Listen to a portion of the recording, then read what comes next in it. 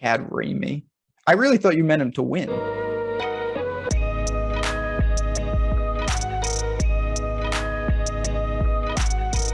Welcome in. It is another edition of Putting for Dough. You drive for show, putt for dough, and you cash some tickets on this show, specifically last week. So we appreciate you all hanging with us, myself, Ben Rasa, Chris producing. Hit that thumbs up button on the OddsShopper channel and make sure you are subscribed because it's beyond just golf content. We have betting content for days and we're making you money. And speaking of which, we cannot move on to Mexico, Mr. Rasa, until we pat you and maybe a little bit of me, although I know it's absent once again this week on this sheet that I'm reading from. But hell of a job. You called the favorite to win it, 8-1 ticket, Schauffele and Cantlay, to the point in which they dominated where they were even having some fun. That's how you know you've dominated a tournament there, when you're able to leave a putt short just for fun on 18. But nice job, my friend. Yeah, felt good. Of all the outrights to cash, it's probably like the worst one of the year, but I did cash it. Well, this week would be if you got Rahm 5-1. Well, we're going to talk about that. I was just a little salty because I had Cantlay in the outright market at Heritage, and he lost in the playoff at much better odds. Yep. I backed Xander a little bit at the Masters, and he couldn't even make the cut. You pair them up, they shoot 59, they coasted. Still, 8-1, it's a good ticket. It gives us some runway this week in a difficult tournament. So I was really happy. One other thing that I wanted to mention, then I'll pass it right back to you. The Chileans withdrawing hurt. More on the DFS side, but I did have an outright of them that was stone dead because they played the first round. That was surprising and disappointing. There's nothing you can do about that, but that was definitely the bad for my week. Yeah, I think that was frustrating. I think also because both of us, from a betting standpoint, had tickets with Mito and Joaquin, and we also like them. I think we they're an awesome team. Yeah, and I wanted to see what that was like.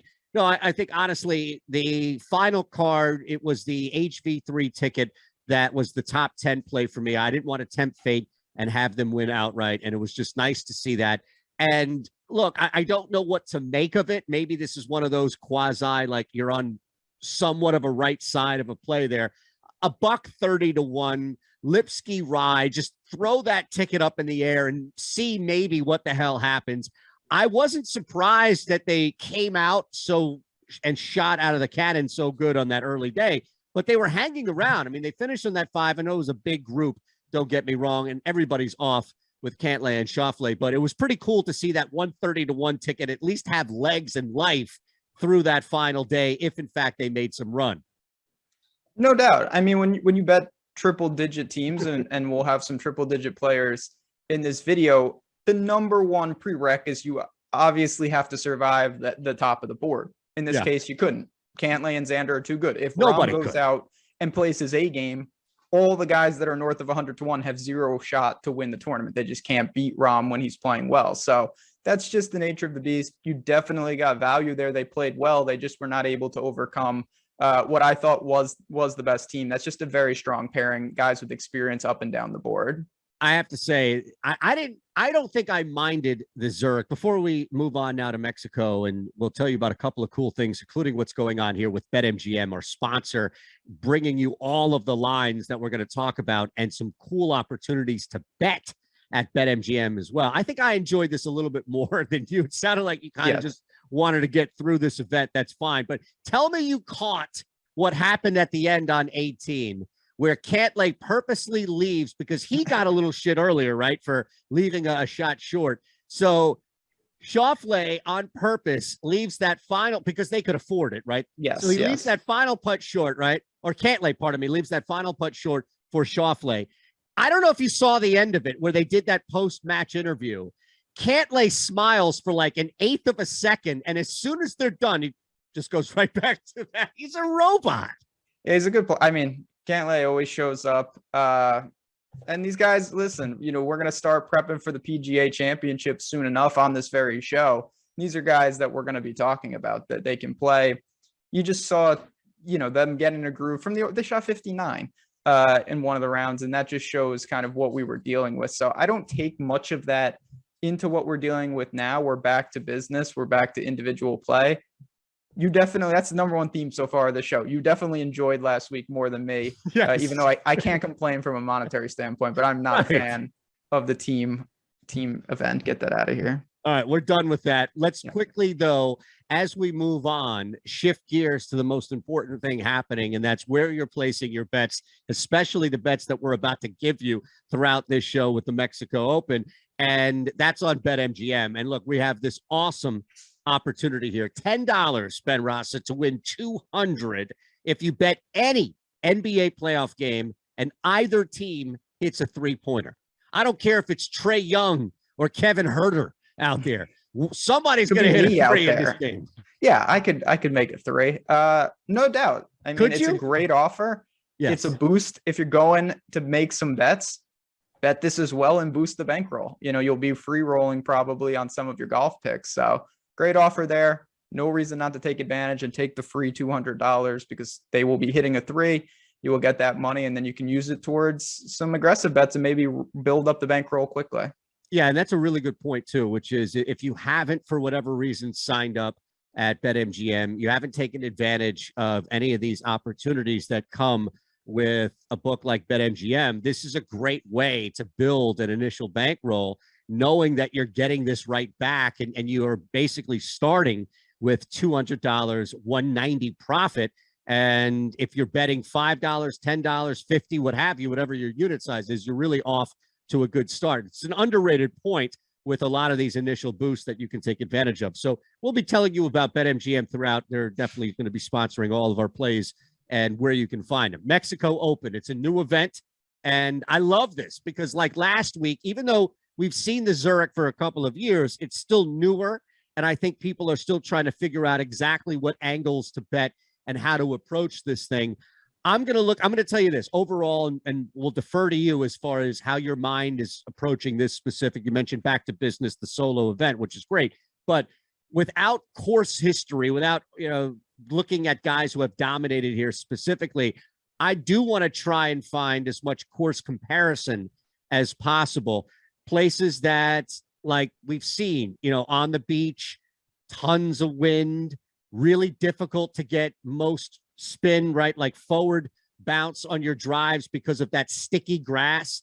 So stuff we have seen before, Ben, it's just not in this particular course.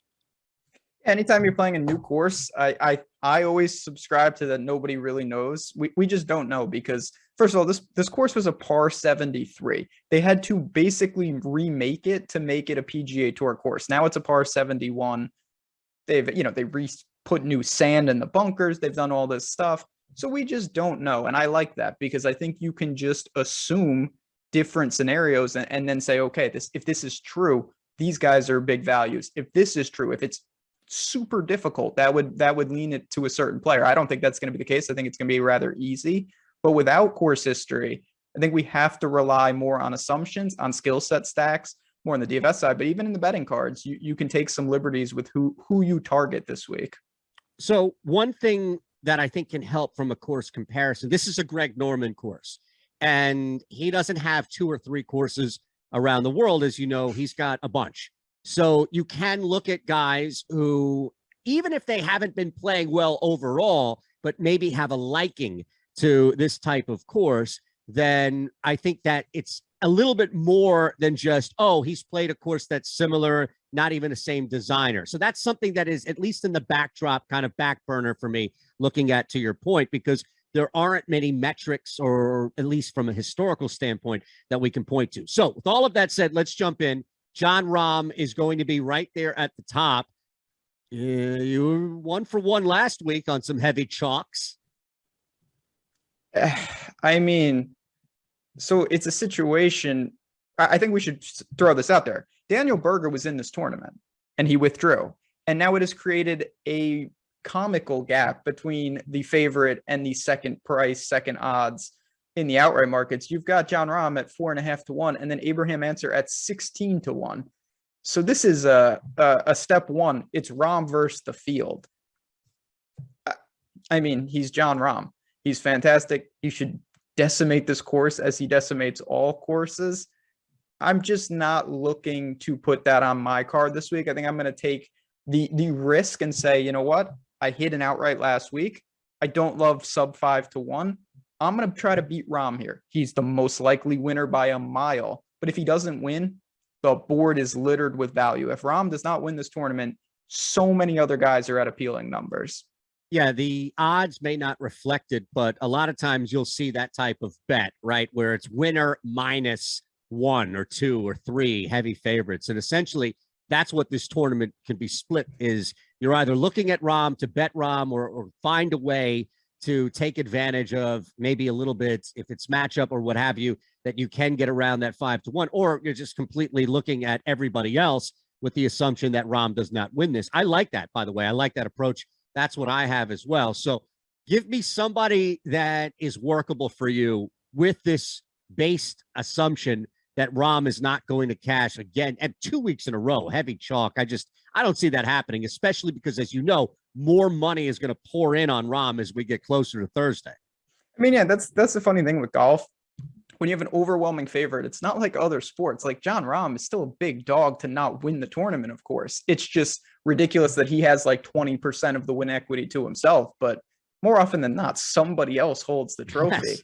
So when we look at the odds, a couple names that stood out. First of all, I saw Aaron Wise at 22-1, and I honestly thought I was looking at like top 5 or top 10 because I don't really understand that, and I'm the biggest Aaron Wise fan around. The guys that I was drawn to are Tony Finau and Cameron Tringale. It's in that next group. These are the type of guys that if Jon Rahm doesn't win, they've got experience. I know they're not prolific winners. That's putting it mildly with Tringale, and Finau has had his struggles, but these are guys that can attack. I think they could set up well for a course like this in terms of keeping it, leaning on the ball, striking. I don't think it's going to be tricky around the greens by any stretch. I like these numbers. I was in that upper mid-range, the next tier, as we've talked about. And when I see neighboring guys, like, no offense to my boy Aaron Wise, I think Tony Finau is a lot more likely to win this tournament than Wise. I think Tringale is much more likely to win than like Patrick Reed right now. So that's where I was drawn to at the top of the board.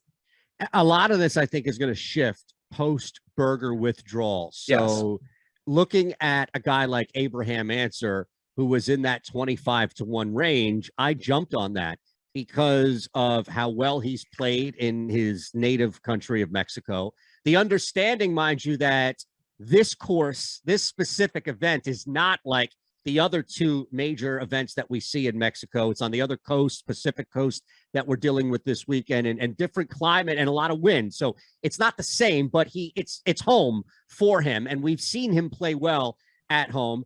He's ranked high for a reason still. And I think that there is enough of a number there initially that drew me to a guy like Answer, who won't be talked about with Rahm and at the time Berger, and maybe even another golfer or two you can point to, won't be, I think, the darling of the tournament, at least the coverage. So I think there's a really good opportunity for Answer to even fly under the radar a little bit here in this event where he's playing at home. But I liked him initially, and I know that number has probably shifted since Berger has withdrawn, but he was the one guy, and again, not somebody in that triple digits. I was looking at 4-digit there at 25-1 initially, but that was the guy that I was going to start with at least.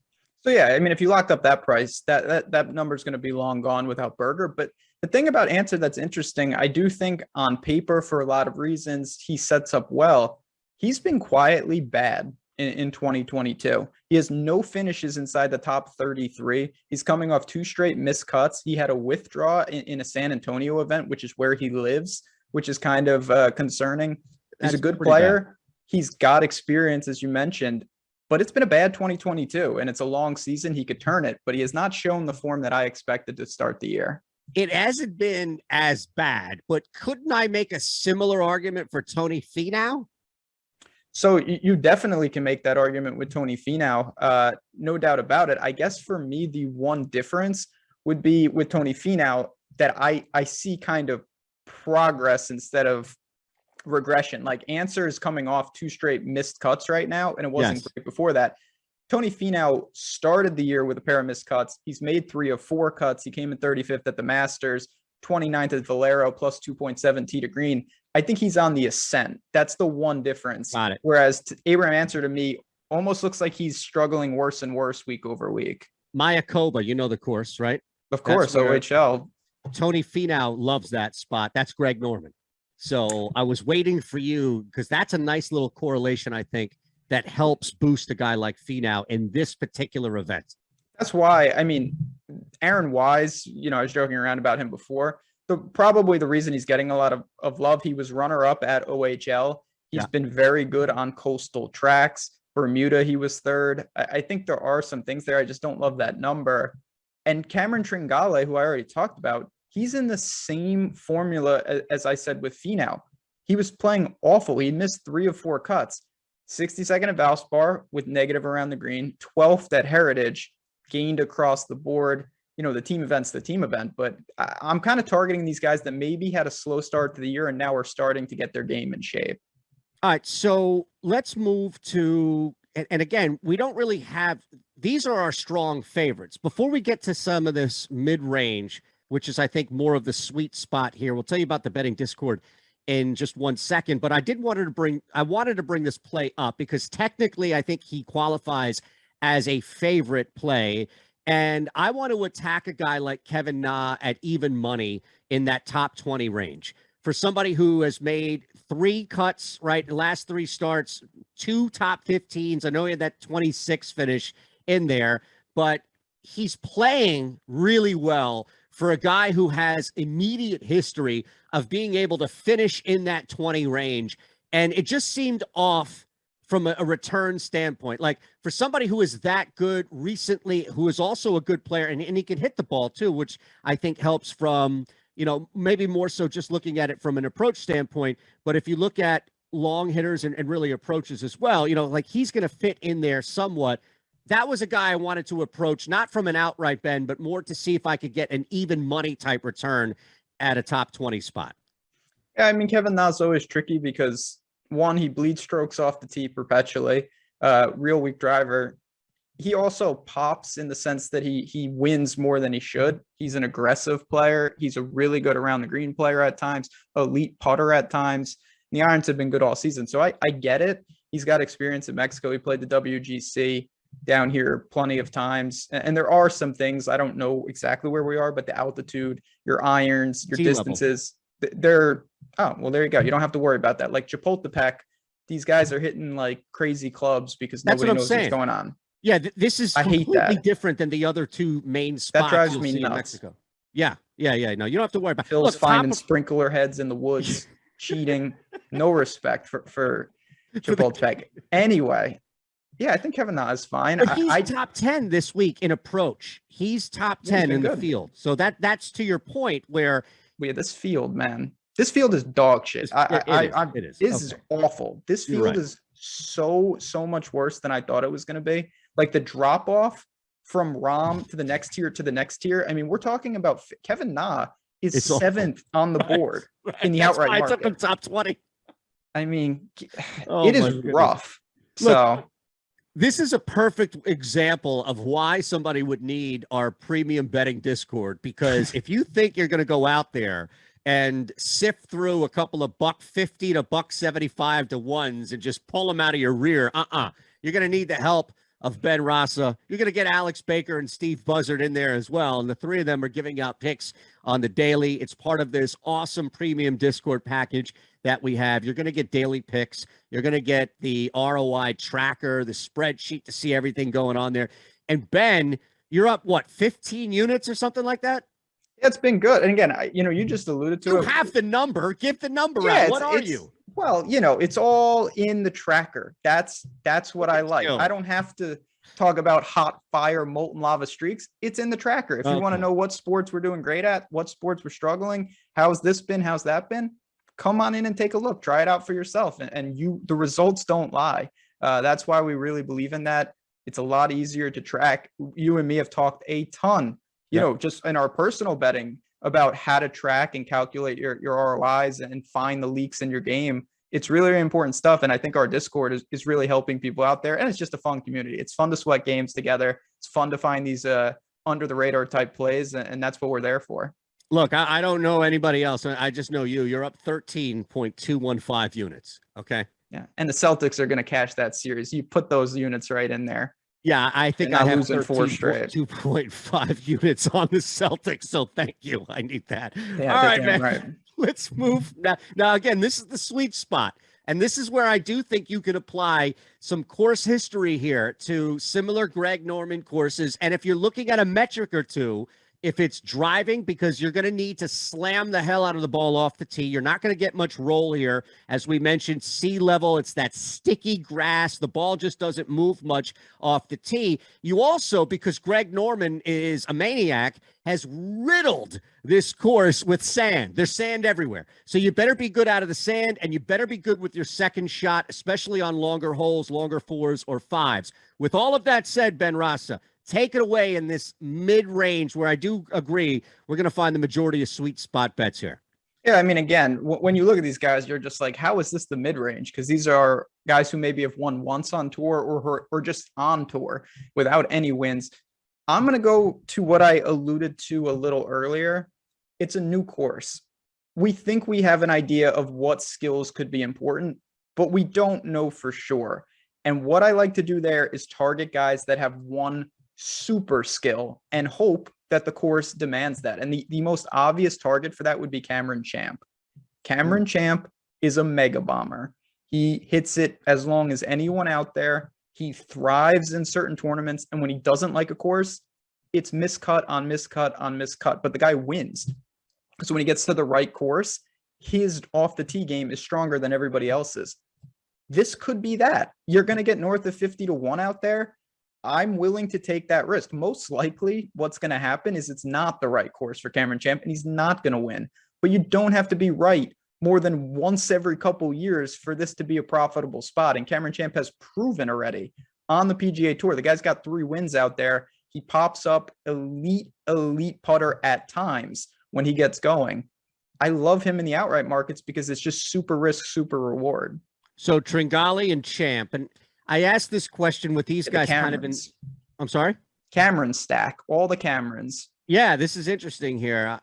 And I want to know how much weight you are putting on both putting and the short game. Not so much an approach shot, but really just scrambling or putting in and around the green. Because, again, I don't feel like you need to be dominant here in order to survive. It's almost like it's going to be tough to putt all around on that sticky shit. Yeah, I mean, putting is always high variance. There's no doubt. I just think that when we have unknowns, why not take a guy? If you found out after the tournament that the most important statistic was strokes gained off the tee, everyone would go back and say, man, I wish I bet Cameron Champ because he thrives in that one specific area. I think there is a chance that this course will show that to be the case. I think it could be a driver heavy course. We may find out that all that matters is getting up and down out of bunkers. If that's the case, Cameron Champ should just fly to whatever's next because it's not going to work there. But I'm willing to take that risk in the outrights. I wouldn't touch him for a top 20 or anything like that, but it's worth a splash in my book because of his driving abilities. All right, let me give you 3 here, and I'm going to bang through them. But I want to start actually, and I'm sorry if Chris has them set up in the one order, then let me just do that for the purposes of not wanting to get scolded by you and Chris. Let us astray. I know. Let me go in order, and I'll build up because I rightfully so should build up to this. But look, if I'm trying to identify some key stats, metrics, or just ability, I want a guy to be able to hit the hell out of the ball off the tee. I want somebody to be really good, consistent, ideally, and long too, which is tough, right, with their irons. And I want you to be able to score. I want you to be able to be, you need to be aggressive with your approach shot. You need to be able to score. You need to be able to save out of sand, as we'll see a ton of guys hit the bunker, and probably more so than normal here in this event. Somebody who just keeps popping up in all of this is Charles Howell III. He just pops up. He's not one Ben across the board, but he's a name that just keeps popping up in some key spots here. Wind. We're dealing with a ton of expected wind because you're right there on the coast. So Howell III pops up in that mid, like 60 range, 60-1 range. And so does Lanto Griffin. Both of these guys together are popping up. So I'm going to put these and look at those guys in that 60-1 range, 70-1 range for Griffin, really as guys that pop up in these key metrics routinely. Again, they don't have to dominate one, but they keep popping up in key areas. Yeah, CH3, he's kind of always a spreadsheet darling because he doesn't have a glaring weakness. Really consistent player. He doesn't win a lot. That's just his only knock. He's got 2 wins on tour in like decades. Yeah, it's not great. I get amongst a majillion top 5 finishes. Weak field. It is a weak field, and it's not like the guy, people can't win until they start winning. Like, I don't really think it's just hard to win golf tournaments. And he was 4th at Valero. The game is all over the place. He had nothing at Heritage. He lost across the board.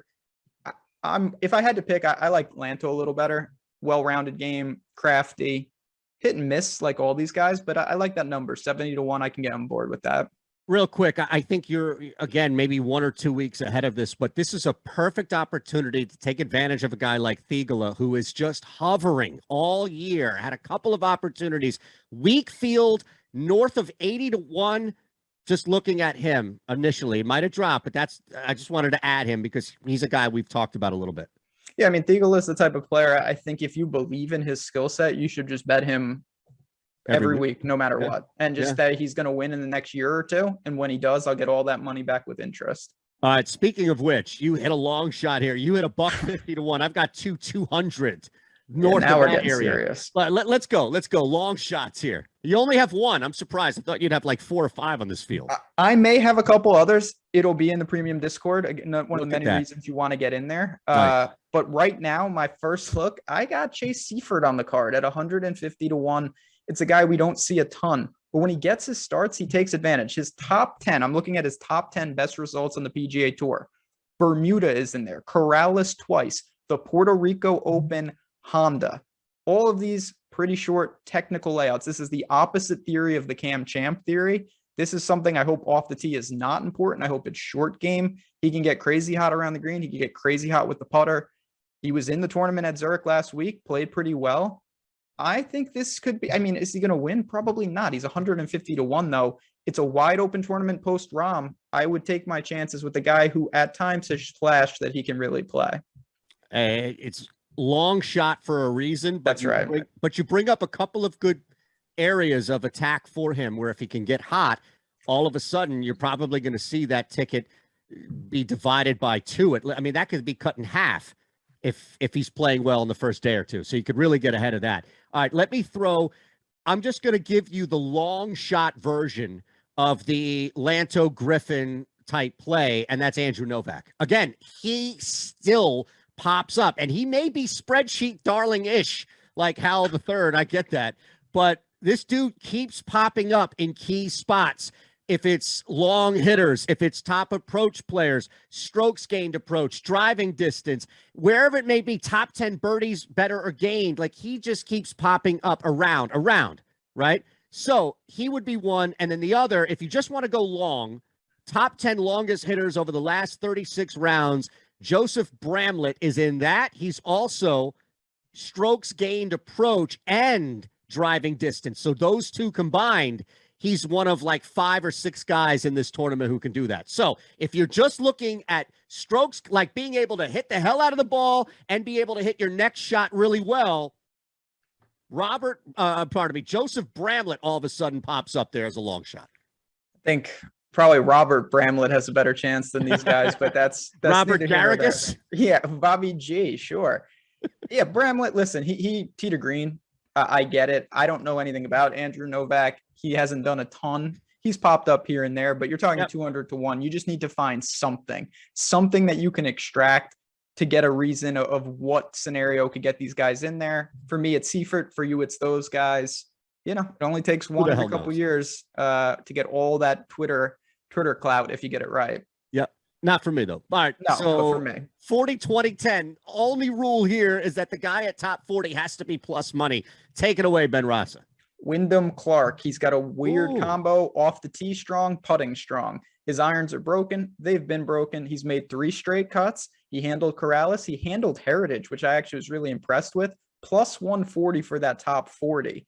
That's a good number on a guy that's got some experience on tour now. He was a runner-up at Bermuda, another coastal track.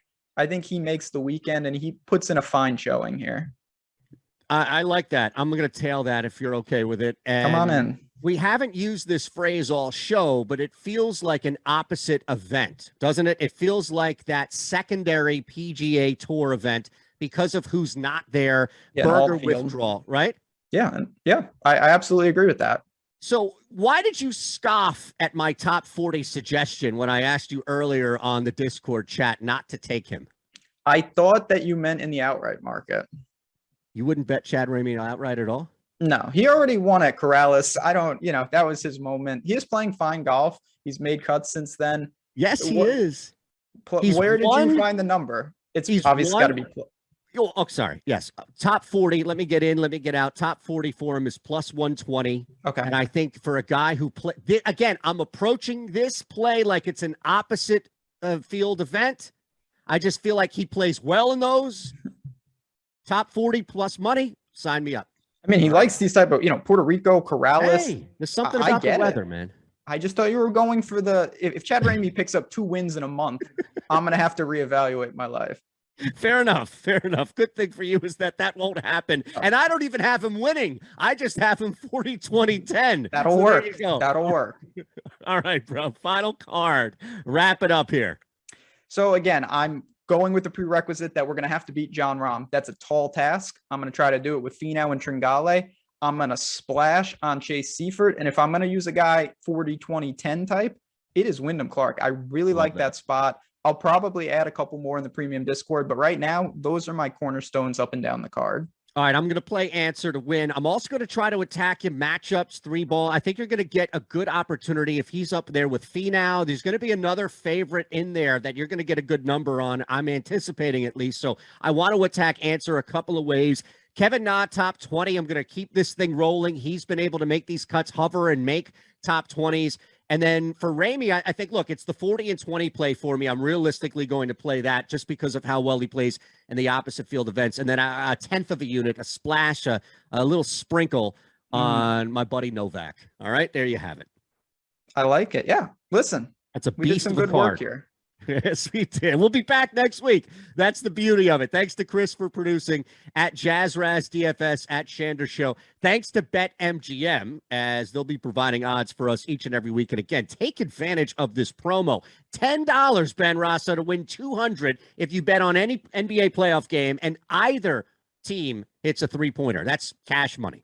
Cash money. Like I said, you can use that money to bet golfers, to bet anything else. It's just a free boost to the bankroll. So no reason when you're over there placing your bets, don't miss the layups. Why, you want to take the 3-pointers, take the dunks too, take the easy money, get that in there and then build it up. So I'm excited to see where this lands. New tournament. If you have any questions, hit us in the comments.